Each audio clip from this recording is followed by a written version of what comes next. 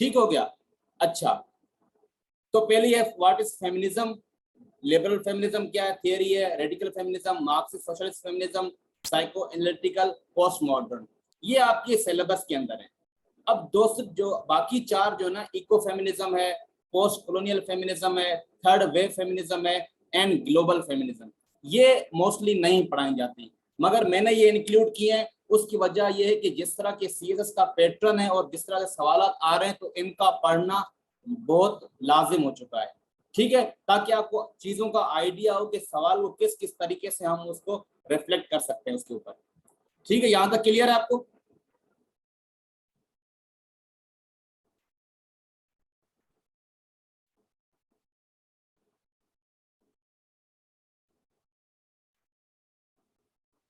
ठीक हो गया। अच्छा, तो पहले हम आते हैं थियरी एंड प्रैक्टिस के ऊपर। ठीक है, अब जी देखें, थियरी एंड, अब टॉपिक जो है वो है फेमिनिस्ट थियरी एंड प्रैक्टिस या फेमिनिस्ट थियरीज एंड प्रैक्टिस। पहले हम समझ लेते हैं थियरी एंड प्रैक्टिस को इंक्लूड किया क्यों किया गया है फेमिनिस्ट एनालिसिस के अंदर, फेमिनिज्म के अंदर। अब देखें, अब थियरी एंड प्रैक्टिस ये फेमिनिज्म के अंदर हम इसको जुदा नहीं कर सकते, सेपरेट नहीं कर सकते, या हम ये भी नहीं कर सकते कि भाई ये दोनों अल्टरनेटिव फॉर्म्स हैं। ठीक है, इसका मतलब ये है कि बुक है, इसको मैं आपको दिखाता हूं, an introduction to feminism by Lorna Finlayson. ठीक है, अब ये अपनी किताब में लिखती हैं कि to say something is to do something, मतलब अगर आप कोई चीज कहते हैं इसका मतलब यू डू इट। ठीक है, एक रेडिकल फेमिनिस्ट है एंड्रिया डॉर्किन, वो अपनी किताब वुमन हेटिंग में कहती हैं this book is an action, a political action where revolution is the goal, it has no other purpose. उसका मतलब ये है कि अगर मैंने ये किताब लिखी है, इसका मतलब ये है कि एक थियरी तो है, मगर इसके साथ साथ एक ये प्रैक्टिस भी है। जब एक आपके पास ट्रिटिया आती है, जब आपके पास एक फॉर्म आता है, मटेरियल आता है, इसका मतलब है it is an form of an action. ठीक है, ये एक प्रोटेस्ट भी है। उसका मतलब यही था कि ये मैंने बुक लिखी है, इसका मतलब ये है कि आगे चलकर इसके ऊपर प्रैक्टिसेस होंगी। तो फेमिनिज्म के अंदर जो थियरी एंड प्रैक्टिस है, वो दोनों कंबाइनली साथ चलती हैं। ठीक है, अगर हम डिक्शनरीज के हिसाब से देखें फेमिनिज्म, या जो पॉलिटिकल फिलोसोफर इसके ऊपर एम्फेसिस करते हैं, वो इसका प्रैक्टिकल एस्पेक्ट है। ठीक है, पर कुछ फिलोसोफर हैं जिनका फोकस किसके ऊपर होता है, फेमिनिस्ट थियरी के ऊपर। थियरी ये है कि फेमिनिज्म है क्या, प्रैक्टिस ये है कि उसके ऊपर अमल किस तरह से किया जाता है। तो दोनों अलग नहीं है, बल्कि इस दोनों साथ जुड़ी हुई है। अच्छा, अब हम आते हैं फेमिनिज्म के ऊपर। मैंने आपको लास्ट क्लास के अंदर बताया था कि फेमिनिज्म ओरिजिनली जो वर्ड निकला है वो फ्रेंच वर्ड फेमिनिस्ट में से निकला है 19th सेंचुरी के अंदर। अब उस टाइम ये एक मेडिकल टर्म था, जिसका मतलब ये था कि feminization of a male body, और to describe it as a women with masculine traits, मतलब किसी मेल बॉडी के अंदर फेमिनाइजेशन या उसके फीमेल कैरेक्टरिस्टिक्स हो, या किस कोई ऐसी विमेन, ये कोई ऐसी ऐसी विमेन जिनके अंदर मैस्कुलिन ट्रेट्स हो, उनको फेमिनिस्ट में कहा जाता था, या ये टर्म उनके साथ एसोसिएटेड था। यूनाइटेड स्टेट्स के अंदर जब 20वीं सदी की शुरुआत थी, तो उस वक्त इस टर्म को रेफर किया जाता था उन ग्रुप ऑफ विमेन के लिए जो विमेन यूनिक थी, ठीक है, या जिनके अंदर कोई मिस्टिकल सूफियाना अंदाज होता था, या वो जिनके अंदर स्पेशल प्योरिटी थी या चेस्टिटी थी। मिसाल के तौर पर जिस तरह की नन्स हैं या इनका ग्रुप्स वगैरह है, या कोई ऐसी विमेन जो यूनिकनेस उनके अंदर कोई कैरेक्टरिस्टिक्स हो, उनके लिए रेफर किया जाता था। मगर आहिस्ता आहिस्ता क्या हुआ, इस टर्म के अंदर एक नई तब्दीली आई, वो पॉलिटिकल, सोशल और इकोनॉमिकल अफेयर्स की बुनियाद पर थी। अब ये माना जाता था कि फेमिनिज्म का मतलब ये है, और उसके अंदर जो उसका प्योरली जॉर्गन है या प्योरली उसकी मीनिंग ये है कि विमेन जो है वो सब्जुगेटेड हैं, उनको मार्जिनलाइज किया जाता है। क्यों किया जाता है? Because of their sex. ठीक है, और विमेन को वो डिजर्व करती हैं कि उनको एटलीस्ट फॉर्मल इक्वलिटी चाहिए in the eyes of law. ठीक हो गया, यहां तक क्लियर है कि फेमिनिज्म का मतलब क्या है, कि विमेन जो है वो सब्जुगेटेड है, और उन बिकॉज ऑफ देयर सेक्स, और उनको एटलीस्ट फॉर्मल इक्वलिटी मिलनी चाहिए। अच्छा, अब हम आगे बढ़ते हैं। उसी बुक के अंदर उसी बुक के अंदर वो कहती है कि देखिए अब दो तरीके हैं फेमिनिज्म को, तो हमने बताया कि फेमिनिज्म ये है, पर अब फेमिनिज्म है क्या, थियरी है या प्रैक्टिस है, ये दोनों अलग चीजें हो गई ना। अब देखें वो कहती है कि दो मेन तरीके हैं, रास्ते हैं जिसके जरिए इस सवाल को हम इंटरप्रेट कर सकते हैं कि फेमिनिज्म क्या है।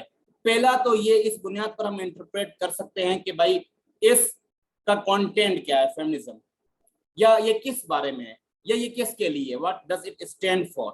पहली बात तो ये। और दूसरा क्वेश्चन वो कहती है बहुत इंपॉर्टेंट है, वो ये है कि what sort of thing feminism is, ये किस बला का नाम है, ये होती क्या है बेसिक सेंस के अंदर, इसका मतलब क्या है। वहां तो हमने पढ़ा ना कि भाई इस सवाल को हम जस्ट इंटरप्रेट कर रहे हैं कि भाई फेमिनिज्म क्या है, फेमिनिज्म ये है, पर मेन ये है कि फेमिनिज्म किस चीज का नाम है, इसके अंदर कौन कौन सी चीजें आती हैं। ठीक है, अब इसका सिंपल आंसर ये होगा कि भाई फेमिनिज्म एक थियोरी है, एक या थियोरी की फॉर्म है, ऐसी थ्योरी जो डिफाइन करती है या अपोज करती है कि सेक्सिज्म क्या है, सेक्सिज्म को अपोज करती है। सेक्सिज्म का मतलब क्या है कि हेटर्ड और antagonism on the basis of sex.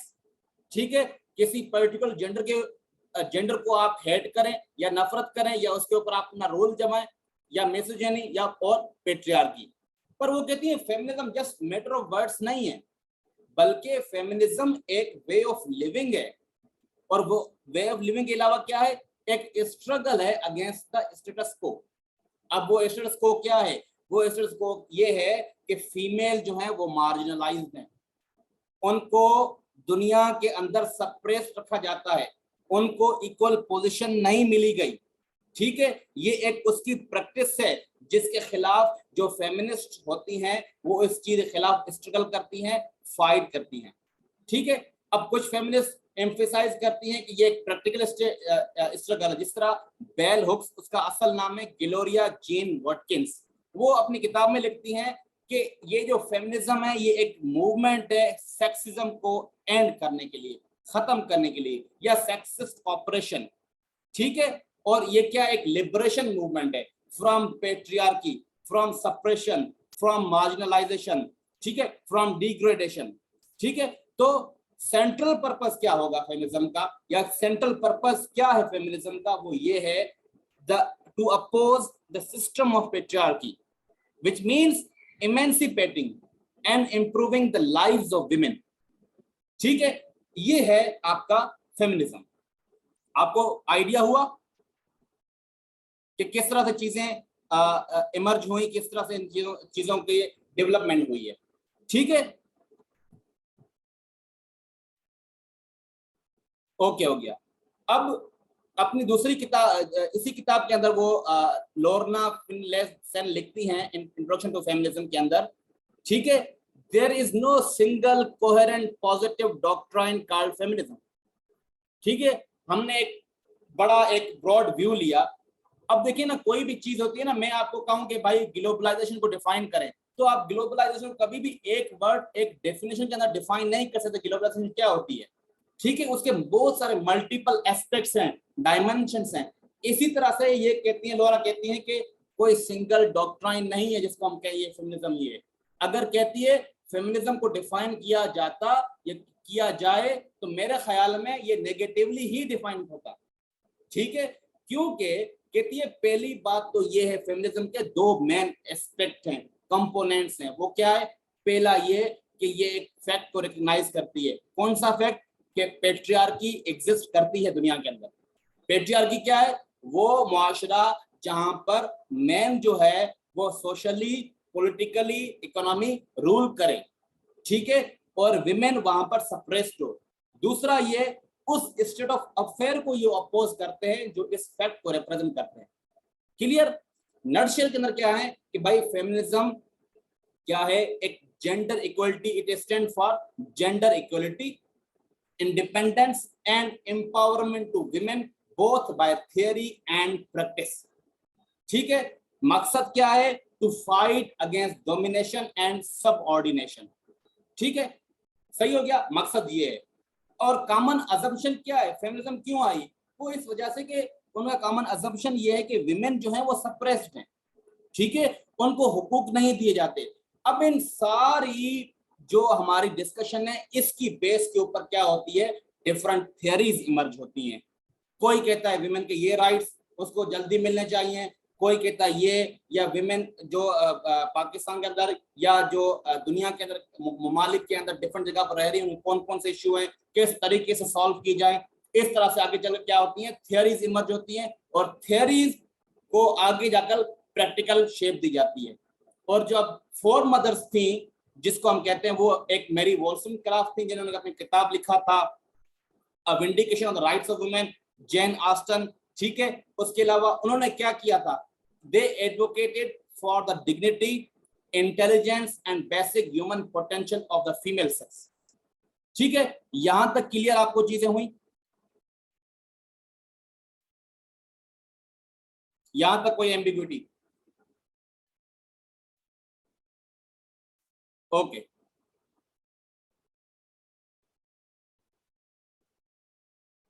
ठीक हो गया नौमान साहब।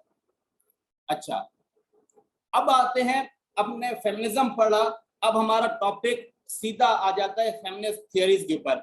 लिबरल फेमिनिज्म है, रेडिकल फेमिनिज्म है, ये सारी चीजें, ठीक हो गया। अच्छा, अब एक किताब है Oxford handbook of feminist theory, ठीक है, लीसा जैन हॉक्सवर्थ ने लिखी है किताब। उसकी शुरुआत में वो कहती है इंट्रोडक्शन के अंदर कि जो फेमिनिस्ट थियरी जो है ना, वो एक वाइब्रेंट इंटेलेक्चुअल प्रैक्टिस है जो नए नए सवाल को रेज करती हैं, नए एविडेंस लेकर आती हैं और नए चैलेंजेस को पोज करती हैं टू एकेडमिक डिसिप्लिन, जो ह्यूमैनिटीज से लेकर सोशल साइंस से लेकर नेचर साइंस लेकर हर जगह है।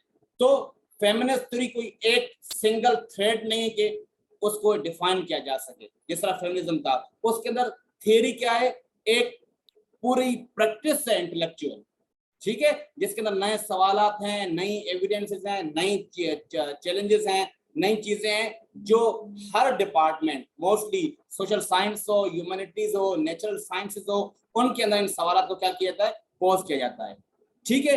अब ये जो फेमिनिस्ट थ्योरी है ये मल्टी फेस्टेड, मल्टी साइटेड प्रोजेक्ट है, ना कि एक बाउंडेड फील्ड के भाई फेमिनिस्ट थ्योरी ये, क्योंकि हम जब आगे पढ़ेंगे तो हमें पता चलेगा कि रेडिकल फेमिनिस्ट जो है वो अलग बात करते हैं, लिबरल अलग करते हैं, पोस्ट मॉडर्न अलग करते हैं। हालांकि बेसिक मुद्दा यही है कि जो फीमेल्स हैं, जो विमेन जो है दुनिया के अंदर वो मार्जिनलाइज्ड है।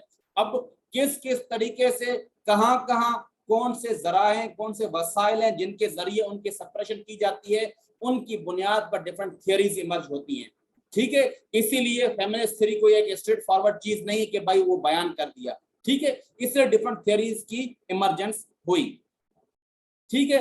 अब क्या करती हैं ये जितनी भी थियरीज हैं, जितनी भी हमारी दुनिया के अंदर, वो सेक्स हो, रेस हो, सेक्सुअलिटी हो, जेंडर, इन सारों की जो पॉपुलर असेप्शन है, इन सारों को लेकर आपस में डिफरेंट डिफरेंट एंगल से उसके ऊपर क्या करती है, अपना व्यू रखती हैं, ठीक है, कि चीजों को किस तरह से होना चाहिए, चीजों को किस तरह से उनकी डेवलपमेंट होनी चाहिए, विमेन काम पर किस किस तरीके से मार्जिनलाइज्ड हैं। मिसाल के तौर पर मैं आपको एक मिसाल देता हूं, 18वीं सेंचुरी के अंदर जब नई नई आई थी, इंडस्ट्रियल रेवोल्यूशन जब आया था, तो उससे पहले आप देखिए ना, मर्द और जो औरत होते थे वो आपस में मिलजुल कर काम करते थे, ठीक है। अब इंडस्ट्रियल रेवोल्यूशन के बाद क्या हुआ कि जो पब्लिक स्फीयर के अंदर मैन की ग्रोथ ज्यादा होने लगी, फैक्ट्रीज में मैन काम करने लगे, और जो फीमेल थी वो काम पर रह गई, वो प्राइवेट अफेयर, हाउस होल्ड तक महफूज, वो क्या करते हैं वहां पर कन्फाइंड हो गई, ठीक है। वो क्या चाह रहे हैं, वो चाह रहे हैं, फीमेल चाह रही है कि हमें इक्वलिटी चाहिए। अब हम आते हैं पोस्ट मॉडर्न, सपोज करें, अब पोस्ट मॉडर्न थ्योरीज क्या कहती हैं, पोस्ट मॉडर्न फेमिनिस्ट ये कहती हैं कि भाई दुनिया के अंदर हर औरत, हर फीमेल अलग अलग तरह से सफर हो रही है, जरूरी नहीं जो विमेन पाकिस्तान में वो सेम तरीके सफर करे उस कंपैरिजन में उस औरत से जो अमेरिका या न्यूयॉर्क या कैलिफोर्निया या यूके या लंदन ऑस्ट्रेलिया बैठी हुई है। तो डिफरेंट तरह से ये थ्योरीज इमर्ज हुई कि कौन कौन से कॉजेज हैं जिनकी वजह से विमेन सप्रेस्ड हैं। बेसिक असम्पशन तो हमें पता चल गया था कि फीमेल या विमेन आर सप्रेस्ड, ठीक है। अब क्या हुआ 1970s के बाद, इस एरा के ड्यूरिंग क्या होता है कि फेमिनिस्ट थ्योरी को एकेडमिकली इंस्टीट्यूशनलाइज्ड किया जाता है, ठीक है। विमेन स्टडीज के प्रोग्राम स्टार्ट किए जाते हैं, यूनाइटेड स्टेट्स के अंदर, और जो जर्नल्स हैं उनको स्टार्ट किया जाता है जिस तरह से, जो फोकस किसके ऊपर करते हैं, फेमिनिस्ट थियरी के ऊपर, ठीक है, जिसमें आपका फेमिनिस्ट स्टडीज 1972 आ गया, साइंस 1975, फ्रंटियर 1975, फिर कैमेरा ऑब्सक्यूरा और फेमिनिस्ट रिव्यू, ठीक है। अब ये सारी बातें कहां पर लिखी हुई हैं, you can quote directly feminist theory transforming the known world by Mary Hawkesworth and Lisa Disch, ठीक है, इसके अंदर ये सारी बात करती हैं। यहां तक क्लियर हुआ कि फेमिनिज्म क्या है और उनकी थ्योरी प्रैक्टिस क्या होती है, और फेमिनिस्ट थ्योरीज क्या हैं, उनकी क्या क्या डायमेंशंस हैं, कहां का किस तरह से इमर्ज हुई, किस तरह से उनके इंस्टीट्यूशनलाइज्ड उनको किया गया, कौन कौन से जर्नल से, और किस किस तरह से इसकी डेवलपमेंट हुई। यहां तक क्लियर है?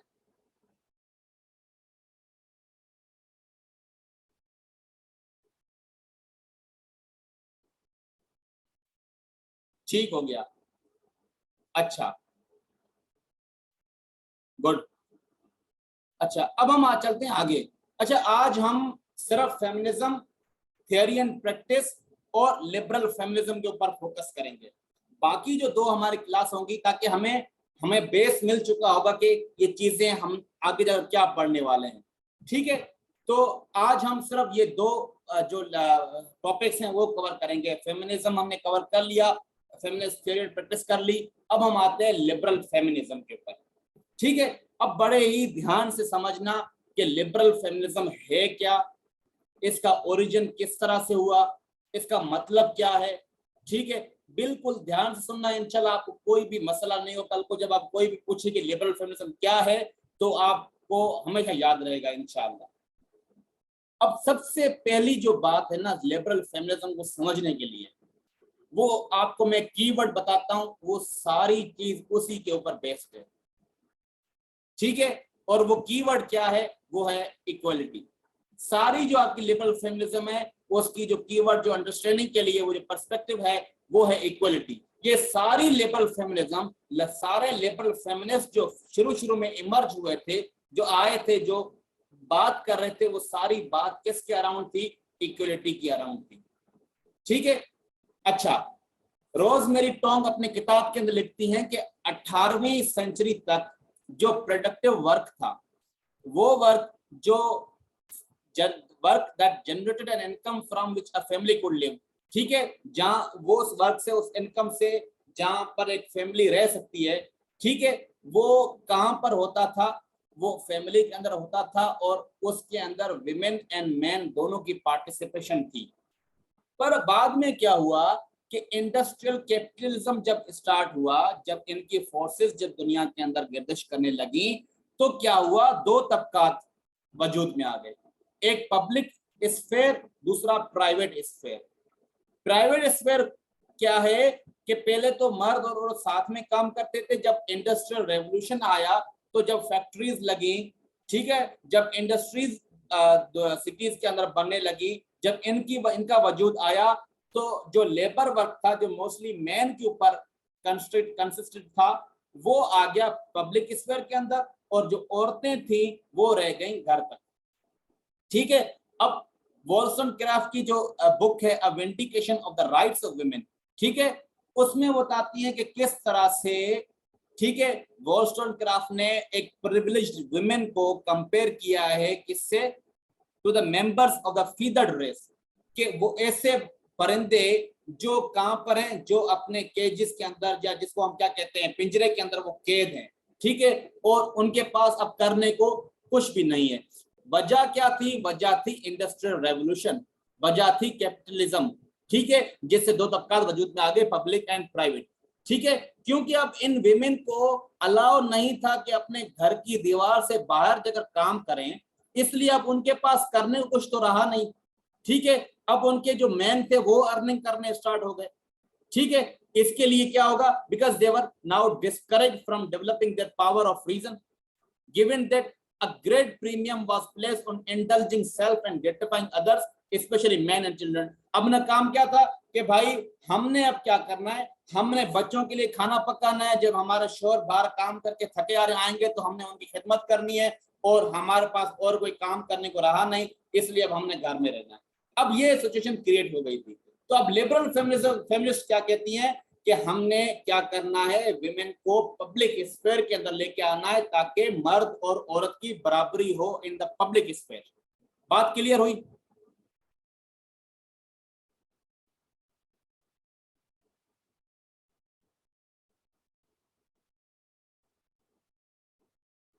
ठीक हो गया। अच्छा,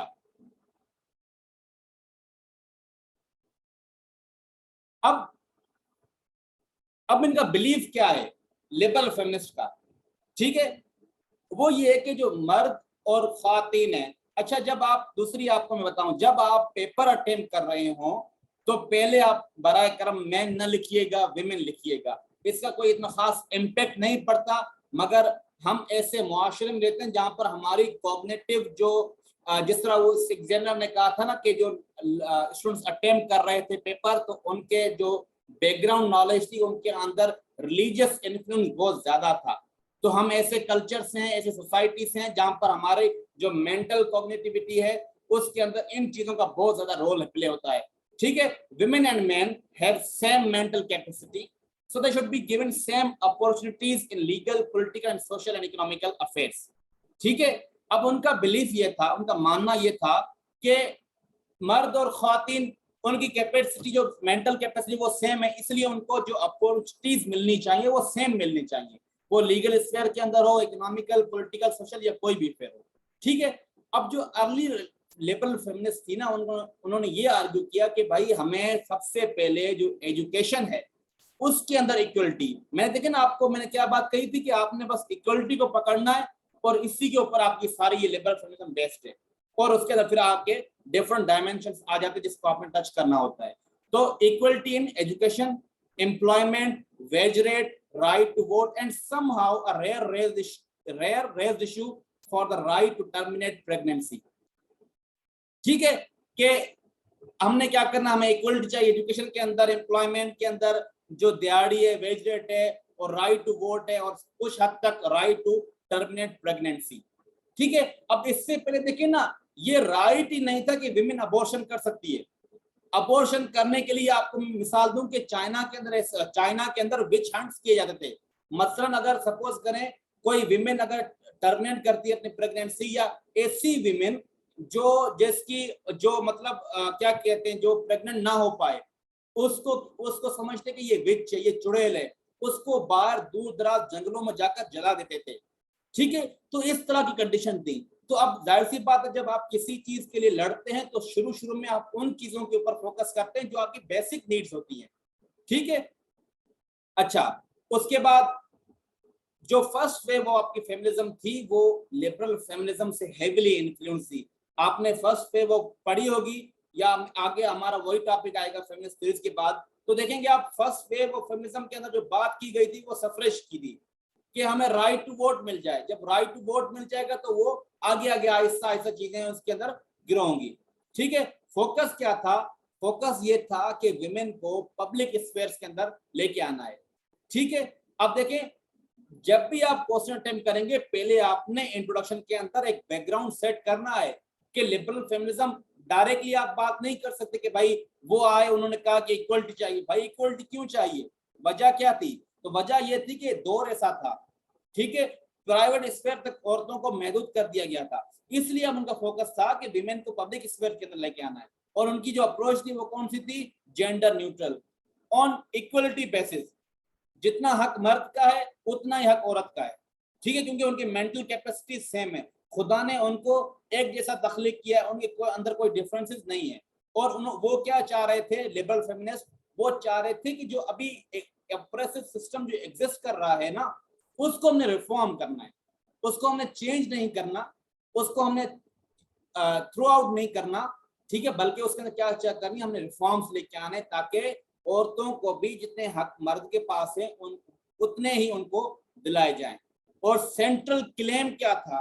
क्लेम ये था कि सारे जो इंसान हैं, all human deserve freedom of choice and equality of opportunity. ठीक है, कि सारे इंसान जो हैं उनको डिजर्व वो करते हैं कि उनके पास फ्रीडम ऑफ चॉइस हो और इक्वलिटी हो अपॉर्चुनिटीज हासिल करने के लिए। और की प्रॉब्लम क्या था, ये था कि भाई हर जगह मर्द हजरात डेरा जमाए बैठे हुए हैं। ठीक है, अब ये बात किस सेंचुरी की हो रही है, आफ्टर द इंडस्ट्रियल रेवोल्यूशन। ठीक हो गया, अब ये आहिस्ता आहिस्ता चीजें गिरो हो रही हैं। तो यहां तक आपको क्लियर है लिबरल फेमिनिज्म क्या कहता है, लिबरल फेमिनिस्ट क्या कह रही है।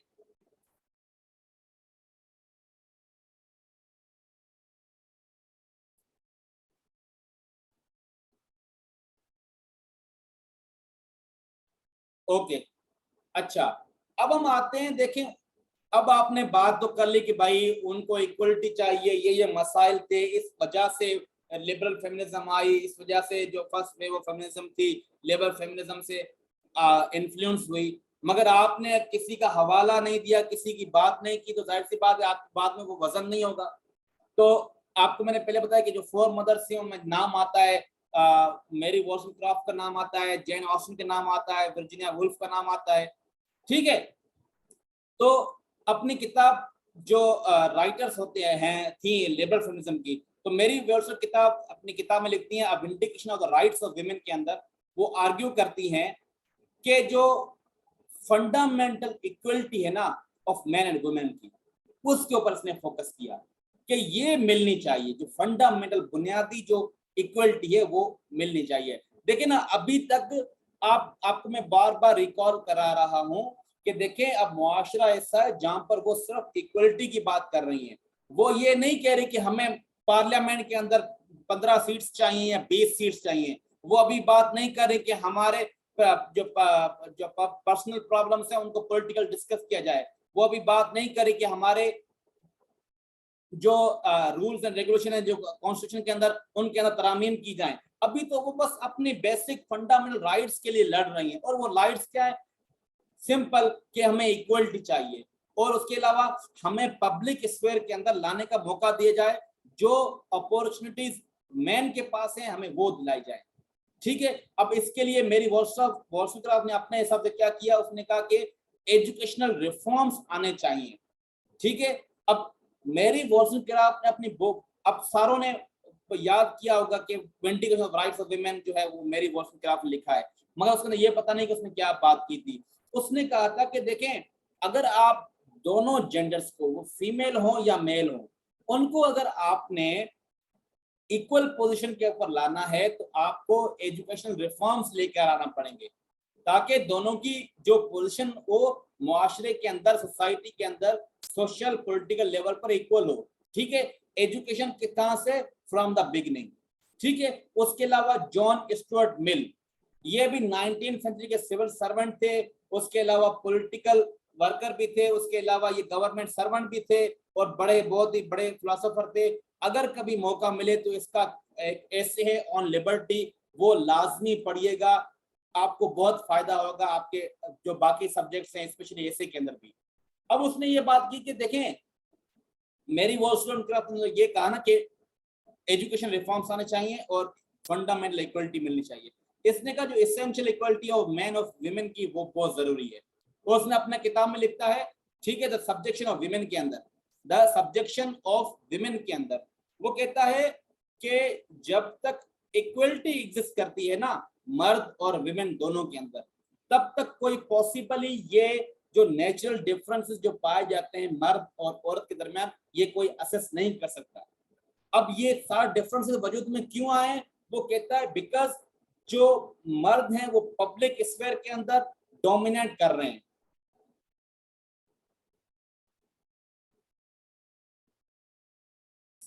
एक मिनट,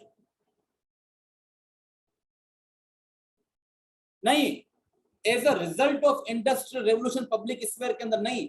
अब देखें ना, पहले वो उन्होंने ये बात कही, वॉल्सनक्राफ्ट ने ये बात कही कि देखें इस वजह से प्राइवेट स्फीयर क्रिएट किया गया। अब वो बात कर रही कि इन चीजों को किस तरह से रिफॉर्म किया जाए। ठीक है, किस तरह से जो विमेन है उनको पॉलिटिकल, सोशल और पब्लिक लाइफ के अंदर किस तरह से उनको एनहांस किया जाए, उनकी एम्पावरमेंट की जाए, वो जस्ट अभी रिकमेंडेशंस दे रही हैं। She is not a radical feminist, she is a liberal feminist, a liberal who influences or who emphasizes on the equality of men and women। ठीक है, उसने ये प्योरली नहीं कहा था कि विमेन, वो दोनों जेंडर्स के ऊपर बात कर रही है, ठीक है, मैन एंड विमेन की इक्वलिटी। वो यहाँ नहीं कह रही कि विमेन बहुत सफरेस्ट है, विमेन को आगे लेके आए। वो ये कह रही है कि देखें प्राइवेट स्फीयर के अंदर विमेन दबी हुई है, तो मैन और विमेन को दोनों इक्वल पोजीशन पे लेके आए। इसके लिए उसने कहा कि एजुकेशन रिफॉर्म्स आने चाहिए। इज दिस क्लियर जानी? ओके, अच्छा। उसके अलावा वर्जीनिया वुल्फ अपनी किताब में लिखती हैं कि जो the history of men's opposition to women's emancipation is more interesting perhaps than the story of that emancipation itself. कि जो कितने तारीख के अंदर है ना, मैन ने हमेशा क्या किया है, विमेन की एमेंसिपेशन को अपोज किया है, ठीक है, और वो इतनी इंटरेस्टिंग है, ठीक है, जितनी के इमेंसिपेशन की अपनी हिस्ट्री, ठीक है। सिंपल मिसाल ये है कि जब तक दुनिया के अंदर लोग इस बात पर अवेयर नहीं थे कि इमेंसिपेशन क्या होती है, लोगों की एम्पावरमेंट क्या होती है, लोगों के अंदर डेवलपमेंट किस तरह से होती है, कहता तारीख के अंदर इससे पहले मैन ने क्या किया, मैन ने विमेन की इमेंसिपेशन को अपोज किया है। अब उसका हवाला किस तरह से देखें, सबसे पहले जब हम जाते हैं मोनोलिथिक एज के अंदर या जब स्टोन एज थी, उस टाइम क्या कम्युनिटी टाइप लोग रहते थे, हर किसी ने अपना काम डिवाइड किया हुआ था। फिर जब ट्राइबल सोसाइटी वजूद में आती है, जब इन्वेजन्स स्टार्ट होती है, तो मोस्टली पावर किसके हाथ में जाता है, मैन के हाथ में जा रहा है, क्योंकि वो अर्न कर रहा है, वही इन्वेड कर रहा है। तो कहते हैं वहां से लेकर, वर्जीनिया वुल्फ कहते हैं वो वहां से लेकर मैन ने हमेशा विमेन के इमेंसिपेशन को क्या किया है, अपोज किया है, ठीक है। अपनी किताब, वो एक किताब है रूम ऑफ हर ओन, इस टाइप का अगर मैं लिखा हुआ मेंशन किया हुआ है। अच्छा, ये अगर रिकॉर्डिंग वो सॉरी ये क्लास खत्म हो जाए तो इसी लिंक से आप दोबारा ज्वाइन कर लेना, ठीक है। कहती है a woman must have money and a room of her own if she is to write fiction, ठीक है। अब ये देखें कितना उस चीज के ऊपर क्या है, क्रिटिसिज्म है